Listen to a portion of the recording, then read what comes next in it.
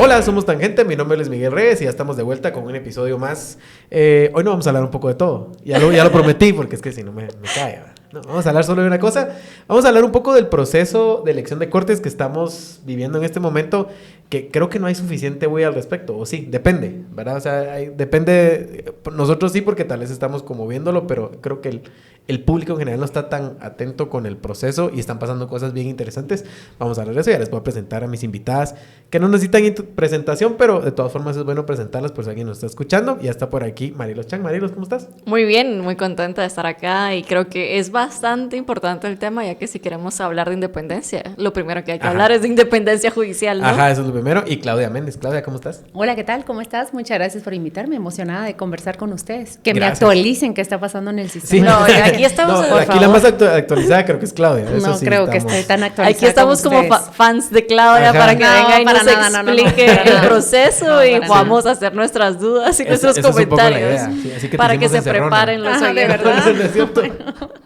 No, hombre, no, pero gracias a ambas por venir a Tangente. Y como les decía, pues para empezar a calentar un poco el tema, hay muchas cosas que ver ya en el proceso de elección de cortes.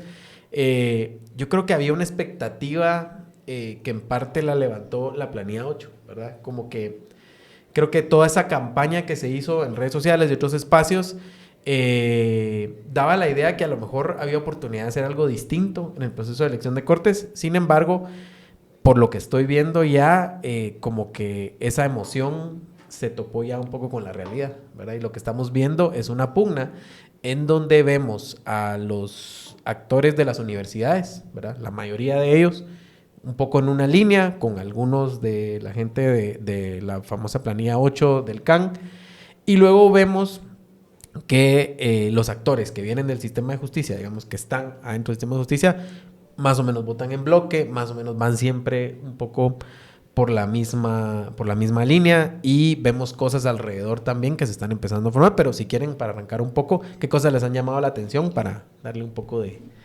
inicio a la discusión? Mira, yo quiero empezar difiriendo un poco, ¿verdad? Siempre... No, está bien. Es normal, ¿verdad? Está bien. La forma como empezamos estos tangentes. Te diría, yo no creo que se haya bajado la expectativa o, digamos, hay que hacer de menos la hazaña que hizo la Planilla 8 durante el proceso de elecciones del Colegio de Abogados. ¿En qué sentido te digo esto? Yo creo que nunca le habíamos prestado la suficiente atención a sobre cómo se había concentrado el proceso de elección de cortes en unas pocas manos, cómo se había concentrado también las decisiones judiciales y cómo esto estaba concentrado en un solo grupo. Creo que cuando llega la Planilla 8 nos pone sobre la mesa la posibilidad de que hay que empezar a rescatar el sector justicia. No necesariamente a decir un proceso de elección de cortes nos va a bastar para recuperar lo que hemos olvidado en 25 años, en 30 años, ¿verdad? Porque también tenemos que ser honestos con nosotros mismos. Este problema que tenemos con respecto a la falta de independencia judicial, con respecto a la falta de confianza que tenemos sobre nuestro sector justicia, no inició hace 4 años, cuando no se hizo el traslado de las cortes, no inició hace 8, o sea, llevamos por lo menos 25, 30 años en donde hemos elegido por diseño a las cortes de manera que seguimos provocando que los intereses por los cuales las personas llegan a esos puestos no sean con respecto a cómo hacemos que el derecho sea respetado, que la justicia se ejerza, que los mejores lleguen, etcétera, sino cómo hacemos para capturar esta cuota de poder que nos asegura la impunidad. Entonces, a mí me parece que hay que recordar por qué llega la Planilla 8 y cuál es el trabajo que ellos hicieron en ese momento, que era: ¿es posible ganar o por lo menos jugarle y competirle a los mismos de siempre en el Colegio de Abogados? Algo que posiblemente no habíamos visto anteriormente, porque siempre habían planillas separadas, recordemos, ¿verdad? Es la primera vez que vemos la suma de por lo menos 3, 4 planillas, por eso se llamaba Unidad por la Justicia, lo cual ya de por sí es un mérito, ¿verdad? ¿Cómo logras consolidar 4 planillas pequeñitas para en una sola y que efectivamente obtuviera... Tal vez no vamos a ver los suficientes votos para poner a las mejores personas, pero por lo menos los suficientes votos para eliminar a aquellas personas que sabemos que si entran al sector justicia van a favorecer intereses que hace un año iban a favorecer el intento de golpe de Estado o la detención de la transición democrática. Y no me quiero alargar con esto, pero lo que te trato de decir en resumen es, yo creo que lo que estamos viendo ahorita es el inicio de un largo proceso donde le tenemos que decir también a la ciudadanía paciencia, pero también mantenete vivo y viva, porque este rescate de la justicia no se va a hacer de la noche a la mañana y requiere que nosotros mantengamos el acompañamiento necesario, porque de lo contrario vamos a volver a caer en lo mismo. Y Editorial Piedrasanta tiene en su página web los libros destacados del mes. Les voy a leer aquí algunos de los que tienen. Por ejemplo, está el libro de Jay Sandoval que se llama Teoría de Kim. Ese lo pueden encontrar en Librerías Piedrasanta. También, si a sus hijos les gusta este youtuber famoso que se llama Bobby Kraft, están sus libros, Bobby Kraft y El secreto submarino. Hay varios libros de este autor. Humberto Cabal también, que esa es la recomendación del mes de Piedrasanta. Está El color de la poesía, que es a Cabal y González Goyri. Un libro muy bonito, una edición muy bonita que si ustedes pues tienen interés por el arte, lo pueden encontrar por ahí. También Gaby Pérez Islas tiene el libro La muerte del amor. Un libro también muy interesante. Tras el final viene un nuevo inicio. Así que ya saben, esas son las recomendaciones del mes en Piedrasanta. Pueden, ya saben, entrar a piedrasanta.com y ahí pueden comprar los libros, se los mandan a su casa, también en redes sociales, o si les gusta, pues pueden ir a la tienda física de Editorial Piedrasanta. Tal vez un poco a lo que me refería, digamos que no era como hacer de menos el trabajo claro. de la planilla, pero era como decir, digamos, se necesita más que eso, ¿verdad? O sea, no, el esfuerzo fue grande, fue importante, pero el sistema está roto, por decirlo de una forma. No sé, Claudia, ¿cómo lo ves? Me recuerdo que una de las preguntas que planteé en el equipo de trabajo de Con Criterio cuando gana la planilla 8 es cuánto se parece el efecto y el fenómeno de la planilla 8 con Semilla. Aquí viene un grupo pequeño, un grupo con medios muy modestos a disputarle una cuota de poder a quienes tradicionalmente lo han sostenido. Hasta qué medida y hasta qué dimensión pueden ser disruptores. Yo lo comparaba con el movimiento Semilla, que tiene dos niveles completamente distintos, porque uno se supone que va a tener que ser a lo nacional, y aunque digamos, la función de la planilla 8 en la elección de Cortes tiene una función nacional, los alcances van a ser reducidos. Son dos movimientos que están entrando en la política a nivel nacional y otro en la política judicial a actuar y a interrumpir ciertas dinámicas. ¿Qué capacidad tienen? Pues esa era la segunda pregunta que le planteaba al equipo de Con Criterio. Ahora, ¿qué capacidad va a tener la planilla 8 de identificar rápidamente con quién puede hacer una articulación en las comisiones de postulación? Y cuando pregunto con quiénes puede hacer articulación las comisiones de postulación, también con quienes se permiten y les permiten sus electores hacer esas coaliciones.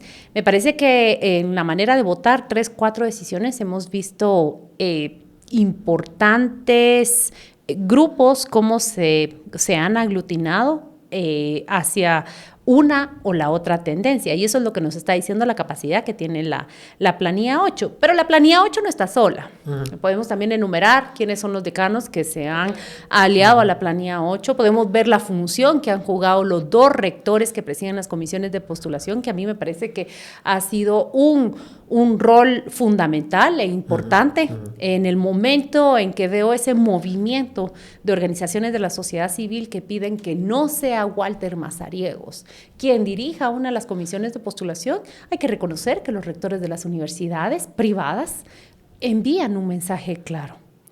Si la sola participación de esta persona genera una contaminación, un ruido, pues vamos a excluirlo. Pero con esto me quedaría de cuánto se parece el fenómeno, cuál es el alcance que tiene y cuáles son las capacidades que nos han mostrado de generar coalición o generar alianzas con los grupos que están operando dentro de las comisiones de postulación. Dicho sea de paso, multifragmentadas, aunque vemos dos grupos que ya a la hora de los votos pueden empujar y pueden tensar una decisión, como por ejemplo la sede. Totalmente. Nuestro patrocinador Bravecto está celebrando 10 años en el mercado y por eso están felices ellos y también nosotros.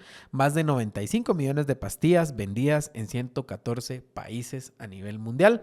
Bravecto es un desparasitante que en su perro dura 3 meses. Es un desparasitante externo contra pulgas, garrapatas y ácaros que producen la sarna. Así que muy importante que cuidemos a nuestros amigos peludos. También los gatos pueden tomar Bravecto, que es un desparasitante externo e interno también. Bravecto dura más. Recuerden preguntar siempre a su veterinario por este producto que nosotros recomendamos aquí en Tangente y es muy bueno.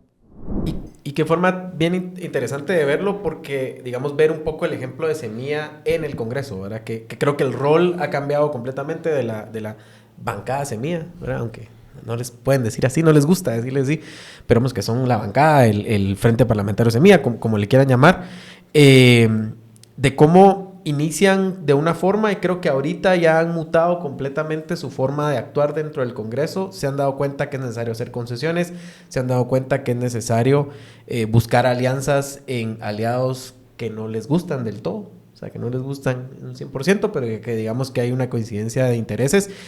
Pero eso también, de una u otra forma, como que le quita el traje blanco, ¿verdad? O sea, no voy a decir, lo mancha. Yo creo que sí. O sea, digamos, le da otra... Como que les quita la inocencia, ¿verdad? Por ponerlo de una forma un poco cruda y digamos, eso hace que en algunos espacios de la opinión pública pues no sean tan bien vistos. Hay gente que lo entiende más y claramente la oposición lo está usando de una forma. Pero no me quiero meter al Congreso porque el tema era Cortes. Pero digamos que usando este ejemplo que hacía Claudia, el paralelismo entre ambos movimientos, digamos, creo que es bien interesante. Yo te diría que depende de los objetivos. Más que pensar que si se están ensuciando o se están quitando el velo de la primera comunión, como le querías llamar tú, creo que hay que ser bien claros con respecto a los objetivos y en qué medida tú vas aliándote, consensuando, a veces cediendo para poder alcanzar tus objetivos. Yo en el Congreso no estoy tan clara, pero digamos, si fuéramos con respecto a los objetivos de este proceso de elección de Cortes, creo que la mejor forma de identificarlos es por descarte. ¿A qué me refiero con esto, verdad? ¿Vamos a ser capaces de tener las mejores Cortes que Guatemala merece y necesita? No, ¿verdad? La audiencia que nos complemente estas respuestas, que nos diga, sí, yo creo que en este proceso, en dadas las condiciones, según mi análisis político, vamos a tener las mejores Cortes. Mi opinión personal es que no vamos a tener las mejores Cortes. ¿Podemos tener una mejor Corte que la anterior? Esa sí debería ser una aspiración, ¿verdad? Pero no va a ser la mejor. No va a ser la mejor porque por diseño nuestro sistema no nos permite en este momento tener las mejores Cortes. Entonces eso nos lleva a la segunda conversación. Ok, vamos a tener una mejor Corte que la anterior.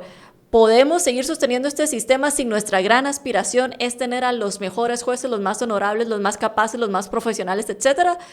No. Entonces, ¿qué debería ser el siguiente paso? Tanto para los rectores, para los decanos, para los comisionados que están preocupados sobre este proceso, pero sobre todo para la ciudadanía, venir y señalar que el siguiente paso es una reforma constitucional al sector justicia.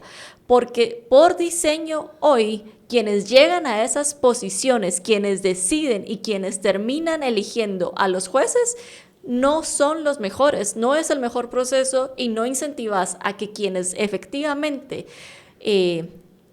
ejercen la justicia de manera imparcial, a los que ejercen la justicia apegados al derecho, estén siendo capaces de entrar a competir. Hoy no entran a competir porque el diseño básicamente te obliga a que exista este tráfico de influencias, a de que cuando pensamos en un inicio que las comisiones de postulación íbamos a tener esta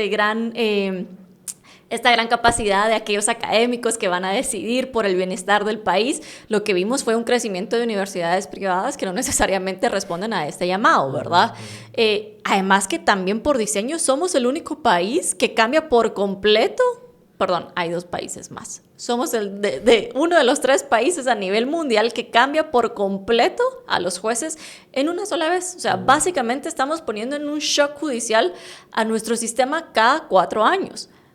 Eso es uno. Somos el único sistema donde los jueces, además de decidir en temas de derecho, también deciden en temas administrativos, ¿verdad? Entonces le metemos otro elemento que tiene que ver con el dinero, con la administración, con otro tipo de cuotas de poder que no son necesariamente a partir del derecho. Entonces yo te diría, la mejor forma de traer de nuevo la atención a este proceso es siendo realistas con los objetivos que podemos alcanzar, y básicamente lo que nos va a tocar en este momento es por descarte.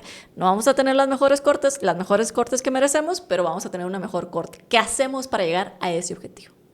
No sé si Claudia tiene... Sí, tal vez también lo otro, yo pondría un poco en duda de si incluso va a ser mejor que la corte anterior, tal vez. Pero esa debería ser la aspiración, ¿verdad? Eso sí debería ser nuestra forma de presionar. Digamos, yo lo veo como hay dos tipos de corte que podríamos tener. Y para mí, perdón que lo simplifique así, pero es o tenemos una corte golpista en el sentido de que se va a plegar a los intereses de esa fuerza criminal que está incrustada en el Ministerio Público y va a ayudarle en ese objetivo que tienen de eventualmente votar a Bernardo Arévalo, digamos, y terminar de deshacer al partido Semilla y lo que sea, o sea, cuál sea ese objetivo que tienen, o una corte que no va a seguir en esa línea, ¿verdad? Tal vez, perdón, simplificando un poco lo que decía Marielos, pero en ese sentido, la que no sigue los pasos, no sigue el camino que sigue el Ministerio Público, con el que sigue insistiendo, es una mejor corte, digamos. Si de repente van a tomarse un par de tragos, no sé si les gusta el whisky, les gusta la cerveza, el vino, cualquiera que sea el trago de su preferencia, pues siempre es bueno evitar los molestos efectos de la llama goma, el dolor de cabeza, molestias estomacales y demás cosas.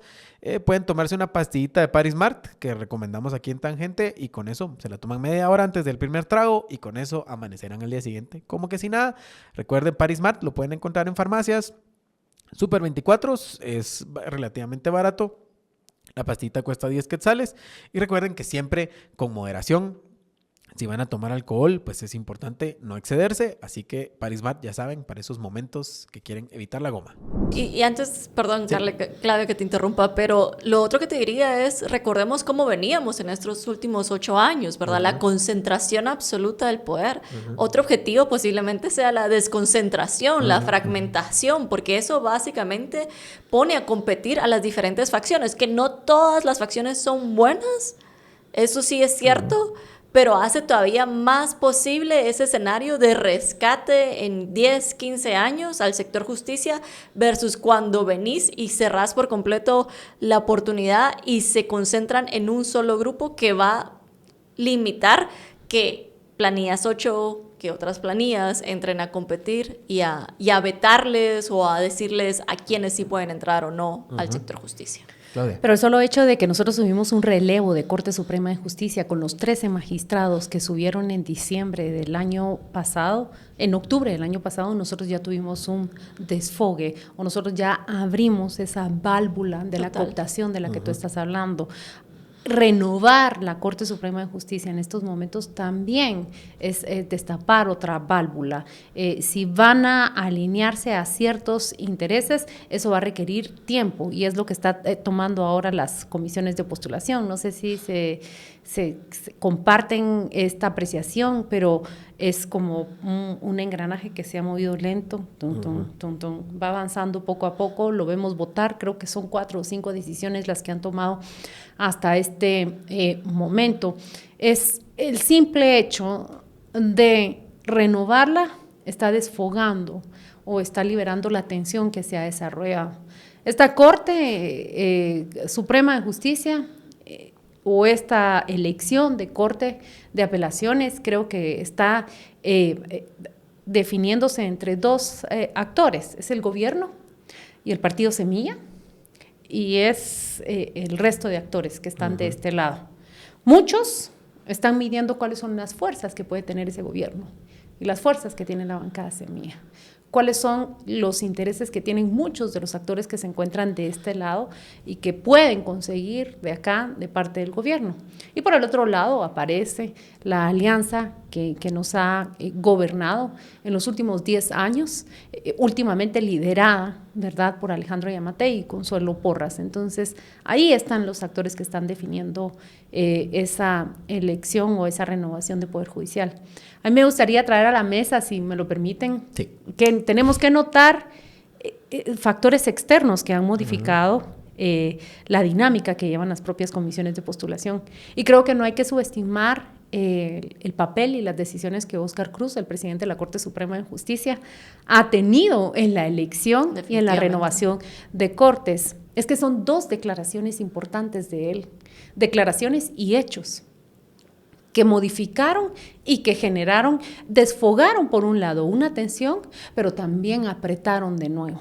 Primero, la famosa sede, ¿dónde van a funcionar las comisiones de postulación?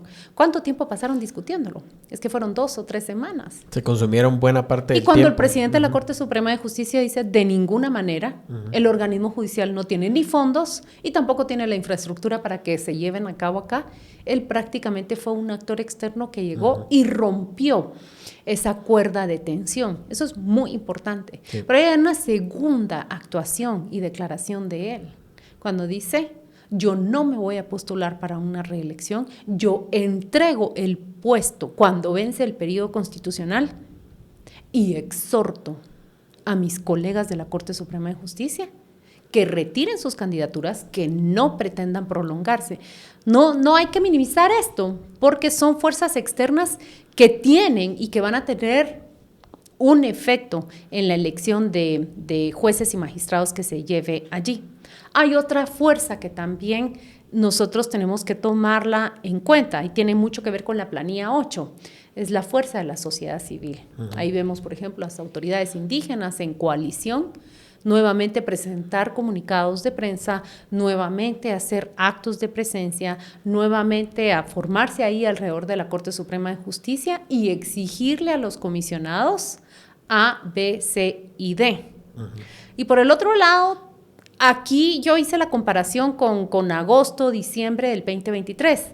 Comunidad internacional, hay que evaluar y abrir los ojos en dónde está la comunidad internacional acompañando este proceso. La presencia de la OEA, de los expertos extranjeros, también tienen un peso en esta dinámica. Ahora, hace falta ver el momento clave. Allí están divididos ya en cuántas ternas, creo que son varias, son 12 ternas, sí. Y tienen asignados los expedientes y lo están viendo. Y por último, me gusta decir siempre que estamos hablando del Poder Judicial y lo vemos como un uno, porque obviamente es una Corte Suprema de Justicia, pero lo interesante es que aún con lo pervertido que ha sido todo este proceso, esos procesos nos han dado jueces y tribunales que en determinados casos se han destacado y que han despegado por su vocación de justicia.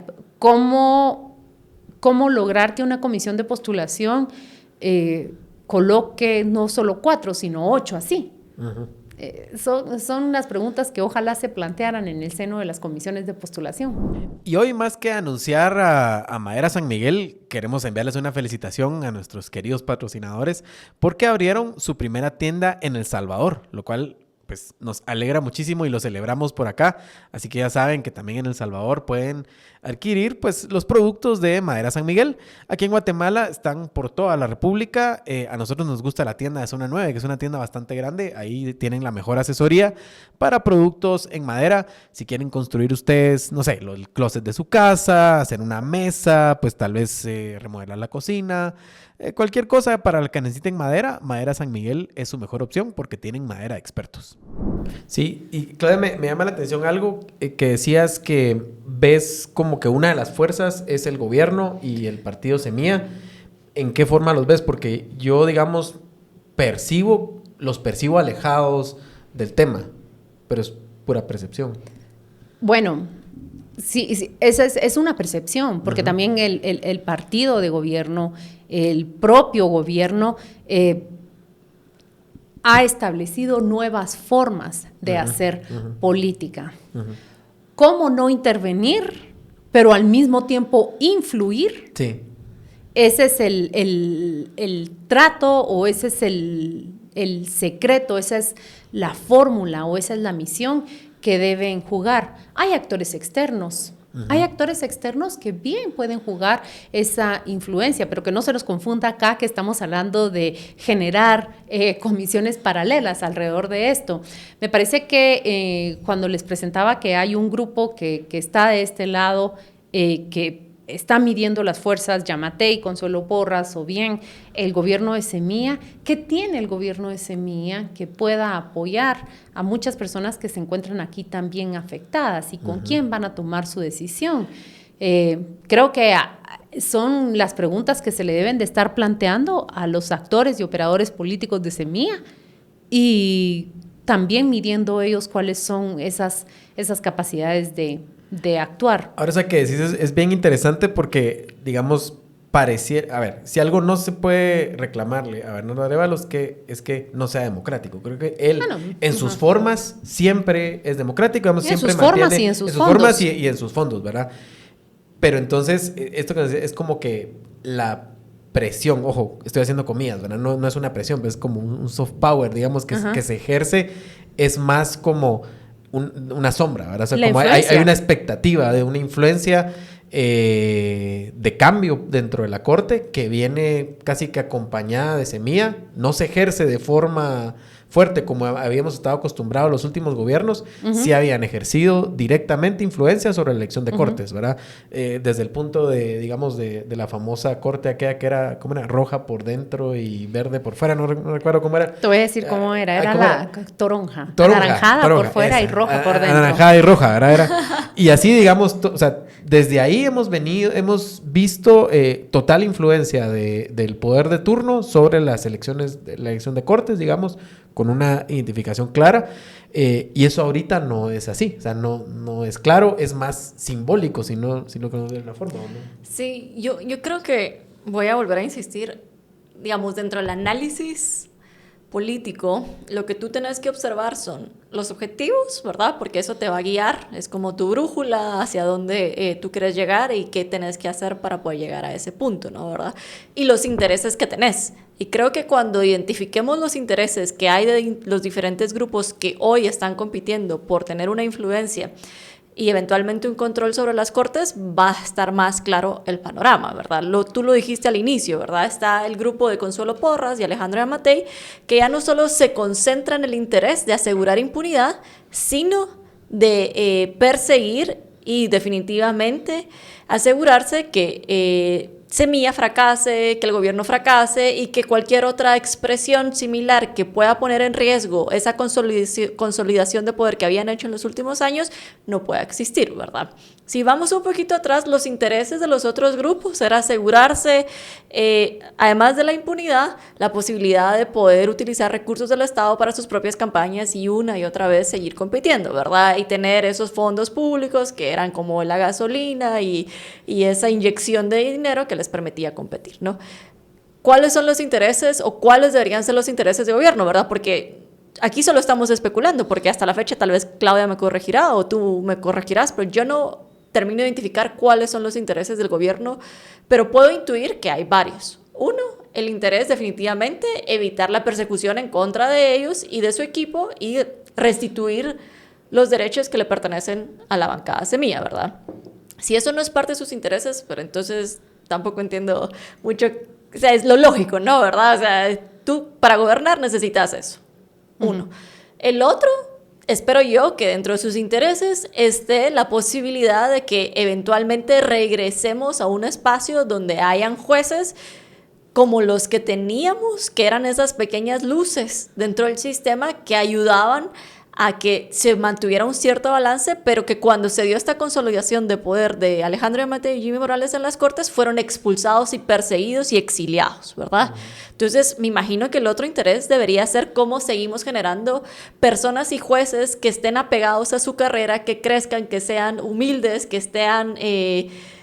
tengan esa vocación de justicia y que el sistema no los siga expulsando o persiguiendo en consecuencia, ¿verdad?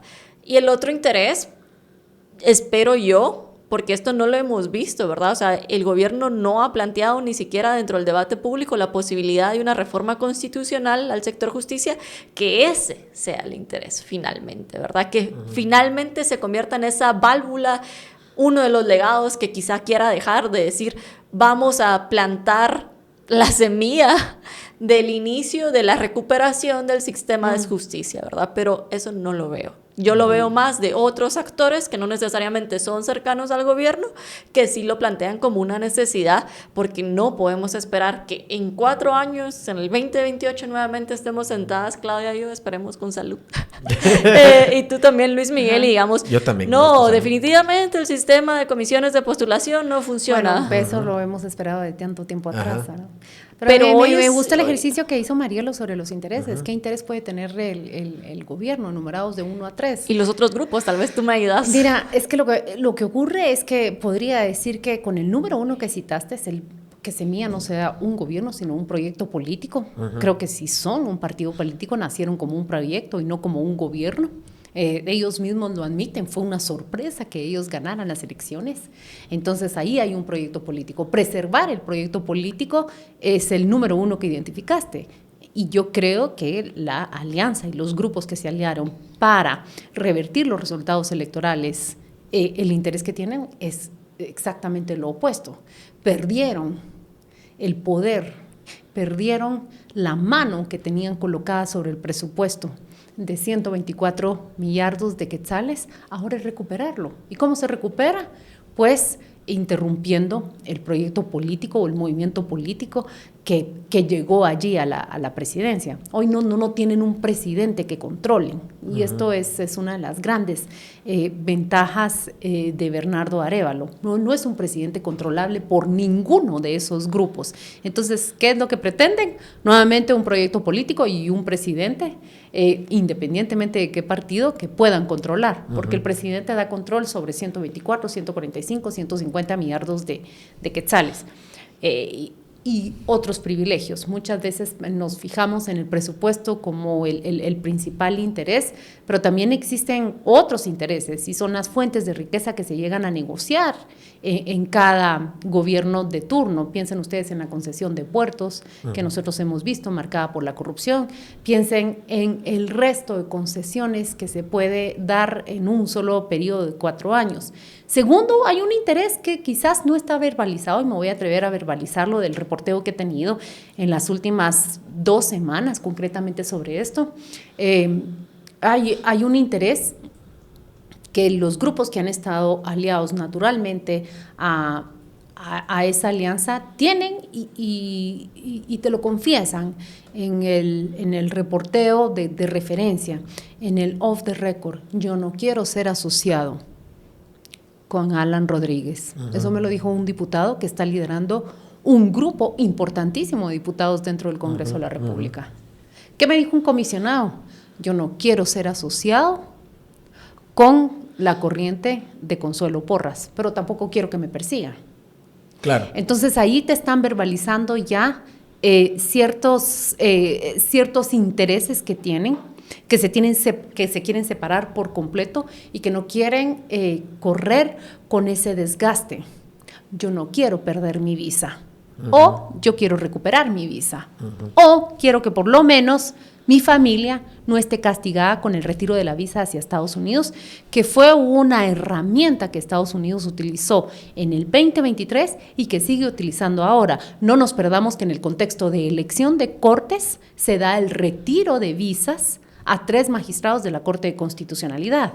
Entonces, esos son los intereses. Los vamos contando así de uno en uno y muy particulares. Hablé de intereses muy particulares. Quizás el más general y que va alineado con el número 1 que tú citaste es: este proyecto político debe ser interrumpido.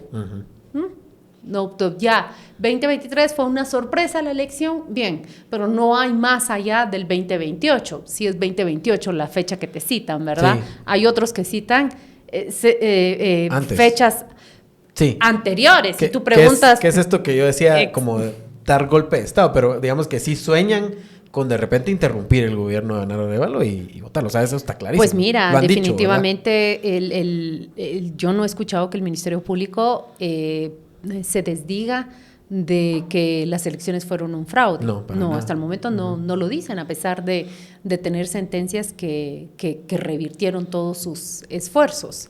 Entonces, creo que esos son los intereses pequeños, particulares, personales o mayores que se están jugando en las comisiones de postulación. Y yo le agregaría, o sea, tú ya muy bien lo dijiste, Clave, tenemos como dos polos, ¿verdad? Grandes. Aquí, si me quieren tanto como Alfredo Ortega cuando viene al show, a ver, me hacen un dibujo. Pero Alfredo lo manda. Ah, bueno, yo no lo voy a mandar, pero ustedes imagínenselo si nos están viendo en la televisión. Tenemos dos grandes polos y están los otros polos que van a girar alrededor de esas dos fuerzas, ¿no? Y aquí entra lo interesante, ¿verdad? El ejercicio. ¿Qué intereses en común se traslapan entre este polo, que digamos es el gobierno, y estos grupos que han estado siempre merodeando, influenciando y de alguna u otra manera presionando las cortes, y este otro grupo que es Consuelo Porras y la facción de Alejandro Yamatei con los intereses de estos otros pequeños que también los merodean? Aquí creo que es bastante claro, ¿no? O sea, la posibilidad de la impunidad.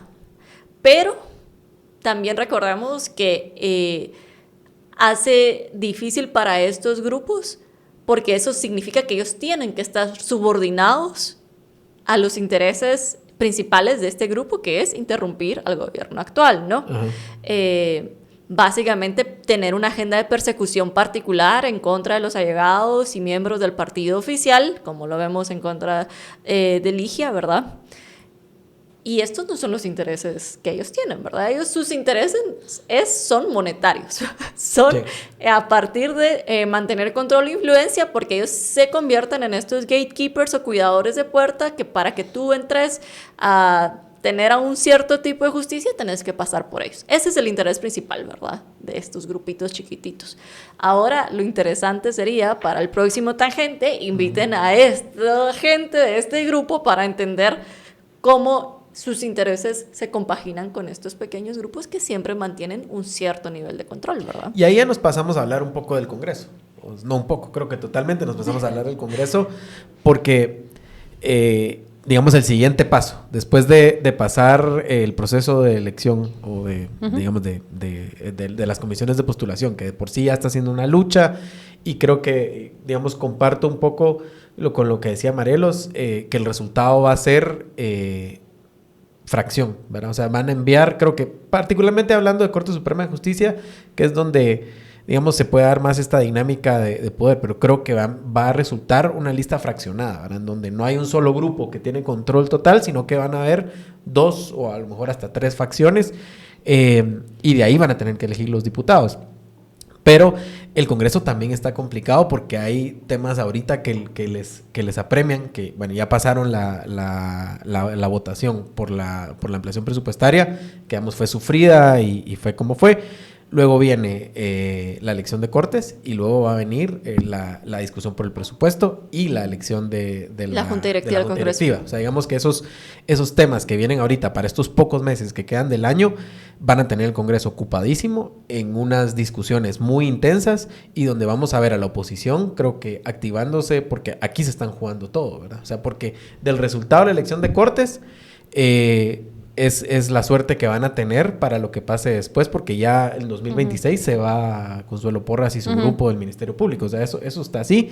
Ellos quieren que eso no pase porque se ve ahí a los net centers hablando de esto, pero con una corte que no les responde, creo que eso es imposible. Y luego el presupuesto, que pareciera que es la llave que les da la alianza oficialista. O sea, sin el presupuesto no hay alianza oficialista, ¿verdad? Yo si me permitís, ¿Sí? Claudia, porque hay un dato interesantísimo que viene Claudia y lo pone sobre la mesa, que es el deseo de personas a no sentirse asociadas con la figura de Alan Rodríguez, ¿verdad? Sí. Y más que asociadas, subordinadas hacia lo que él decía y hacía. Sí.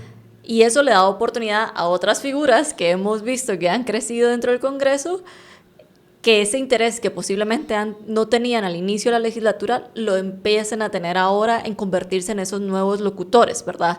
Y sobre todo la posibilidad, porque antes no tenías la capacidad de desligarte de esa subordinación, ¿verdad? Porque eso te traía algún beneficio transaccional, como hemos visto en los intereses, en los pasados legislaturas, ¿verdad? La amenaza. Pero hoy vemos, por ejemplo, a un partido, vamos, sumamente fragmentado, ¿verdad? A Shirley Rivera por un lado, a Alan por otro lado, y luego otras figuras que todavía no han sacado la cabeza, pero podemos identificar que también están moviéndose, ¿verdad? Entonces, esa fragmentación da posibilidad de que entren otras figuras que desean tener ese protagonismo y empezar a tomar control sobre esa manguera, si lo querés ver así, o sobre ese canal o sobre ese viaducto de poder influir en las decisiones, ¿verdad? Cuando antes solo recibían órdenes. Sí. Me parece que también hay la pregunta que me decías, ¿qué tiene el gobierno? ¿Qué tiene el partido Semilla para ofrecer? Precisamente lo que vimos que tuvo en la votación número 1 y la votación número 2 de la ampliación presupuestaria. Esto es lo que van a buscar. Ese es un mensaje contundente que los actores externos de Congreso lo saben interpretar y lo saben escuchar. ¿Qué es lo que tiene? Tiene eso de momento. La lista puede estar hecha, pero ¿quién tiene ahora la capacidad de recolectar los votos dentro del Congreso de la República? Ellos siguen siendo el bloque mayoritario, ¿no? Siguen siendo. Sí, así es. No, totalmente. Y tal vez en el dato chistoso, lo tóxico que es Alan Rodríguez y su sombra, ¿verdad? Él mismo, cuando se refiere a la bancada Semilla, siempre dice, es que son lo mismo de siempre, ¿verdad? Lo mismo se está refiriendo a él, ¿verdad? O sea, a él y a su gente, ¿verdad? Lo cual es chistoso que use eso para mancharlos a ellos, pero créeme que también así como percibo esta declaración de un diputado que está ahí liderando un grupo importante de diputados dentro del Congreso, la percibo en comisiones de postulación. Una de las personas que ha dominado tradicionalmente me lo dice así.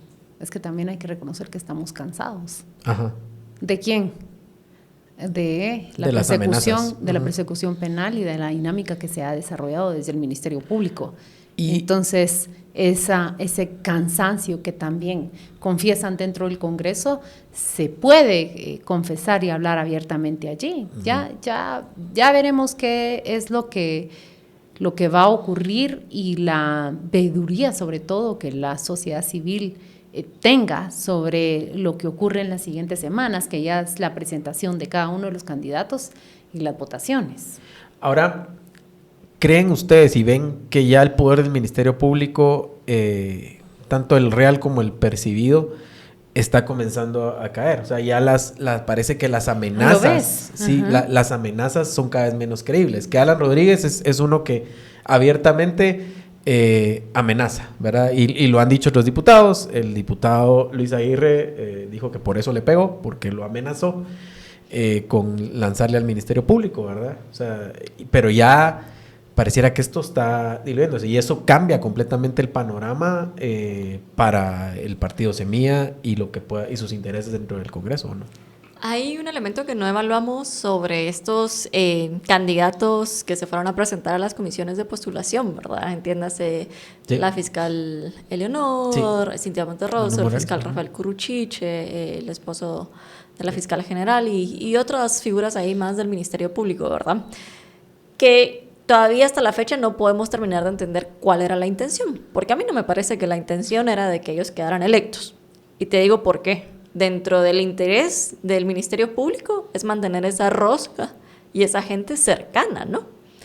Porque si ellos se van, toman posesión, son juramentados, eso implica que otra nueva gente que no necesariamente es leal ni tiene las manos tan manchadas como ellos, van a entrar. Y eso debilita a esa cúpula que es inamovible ahorita en el Ministerio Público y que hace que estemos siempre chocándonos contra la pared, quienes deseamos que haya un regreso de la institucionalidad del Ministerio Público y que se rompa esa dirección de una justicia parcializada que ha dirigido Consuelo Porras, ¿verdad?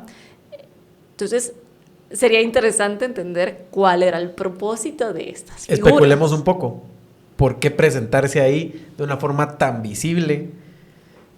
Todos, porque digamos, es un poco tal vez, y voy a especular yo primero ya que empecé esta conversación, un poco lo que tú decís, hay que demostrar un cierto nivel de poder, ¿verdad? Aunque no lo tengas.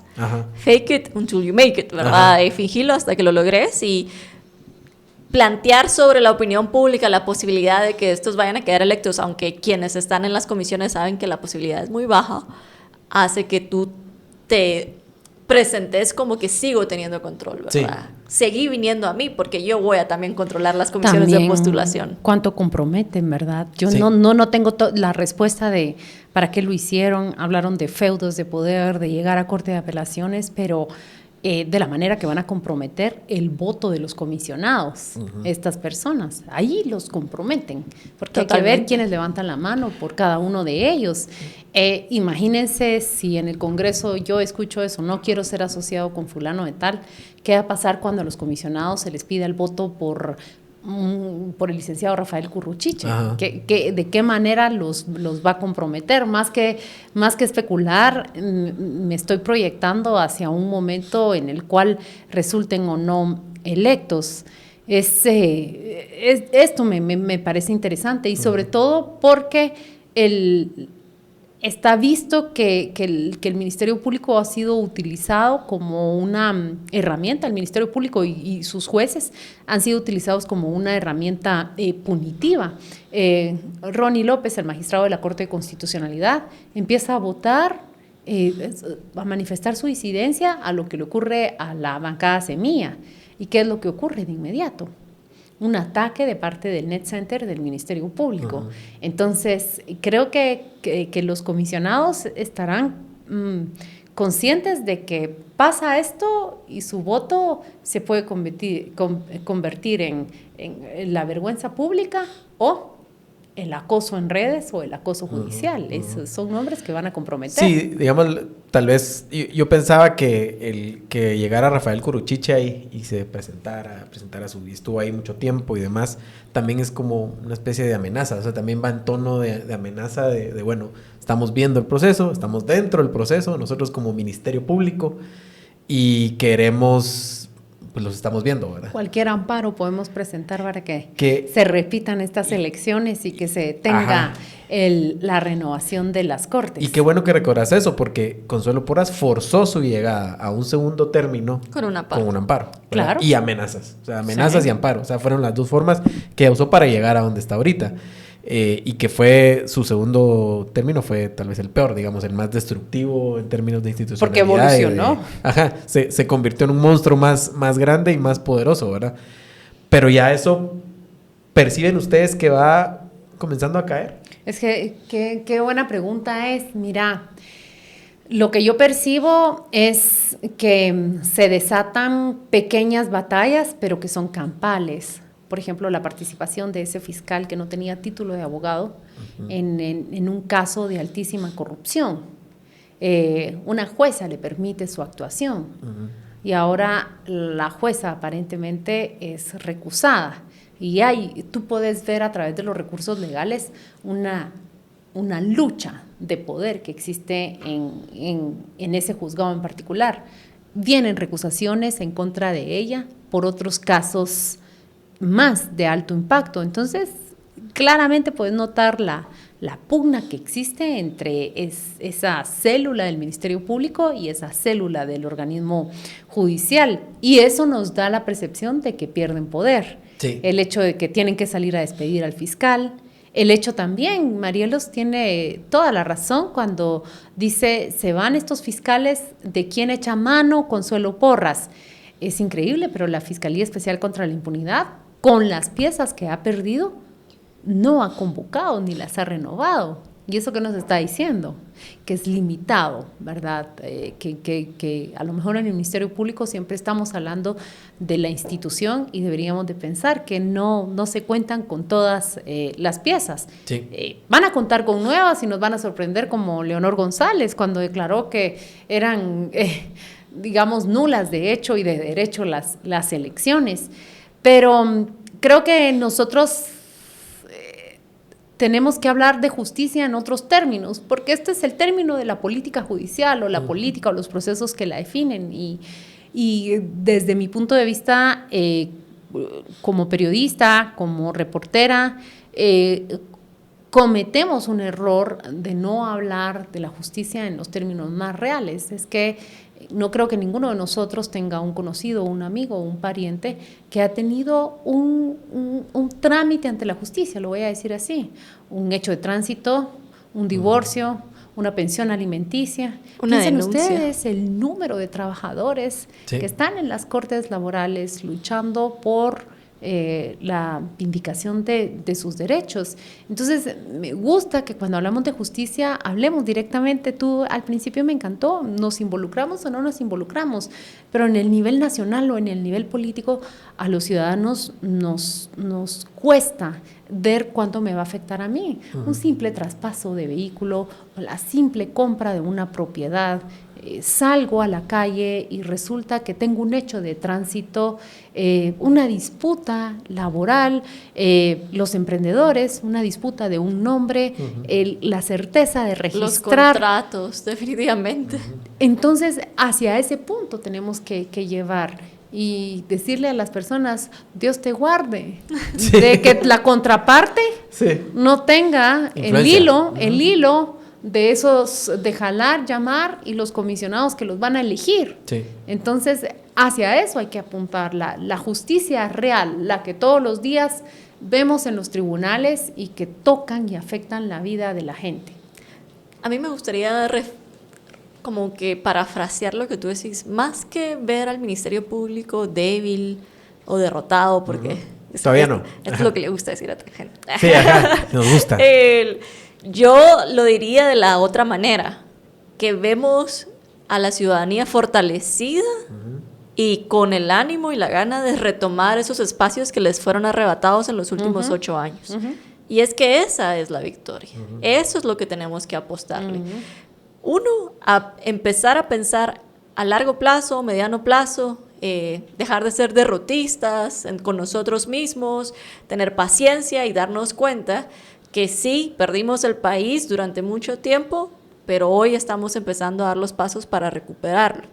Y que no es de que ellos estén débiles, es que nosotros estamos más fuertes. Y eso nos da la posibilidad de disentir, de poder hoy hablar con la claridad que estamos hablando en este programa, sin miedo a ser perseguidos. Algo que no podíamos tener la certeza hace un año.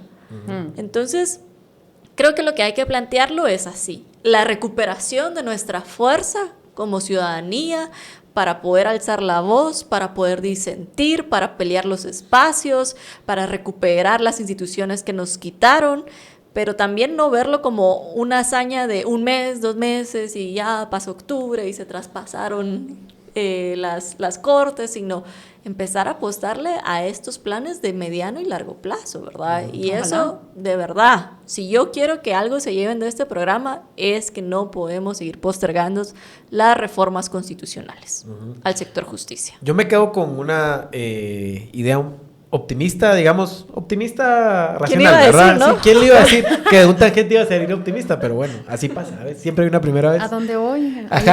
Llevan optimismo. No, pero digamos que me gusta porque siempre tendemos a ver estos procesos políticos de una forma muy negativa porque hay muchas cosas negativas alrededor, pero hay que también ver que hay pequeñas victorias. Pequeñas que tienen efectos grandes, ¿verdad? Pero que son pequeñas, digamos... Batallas campales le llamaban. Lo de la planilla 8 fue campales, ¿verdad? Una pequeña victoria, pero enorme en sus efectos. Lo de la planilla 8, que hablamos, pero también, digamos, el resultado de la comisión de postulación, que sea una comisión peleada, que haya un grupo que tiene capacidad de vetar por lo menos ciertos perfiles y ciertas cosas. Por supuesto. Ya es importante. Y luego lo vamos a ir viendo. El Congreso creo que está en una situación compleja que puede resultar también con una corte, como decíamos, fragmentada, ¿verdad? Y luego viene 2026, que no me voy a ir hasta allá porque es mucho y vamos a tener mucho tiempo para hablarlo, pero en 2026 cambia el Ministerio Público y yo estoy seguro que Bernardo Arévalo pondrá a alguien que sea diametralmente opuesto, aunque la terna que le den no sea la mejor, pero pondrá a alguien diametralmente opuesto a Consuelo Porras y su grupo. O sea, eso por lo menos, esa certeza creo yo que la tenemos. Y luego también una nueva Corte de Constitucionalidad, ¿verdad? Pues eso. Que va a haber, digamos, una pelea también para que sea distinta a la que tenemos hoy. O sea, digamos que eso podemos a lo mejor ver las bases de una reforma. El inicio. El inicio. Esperemos. ¿Verdad? Pero bueno.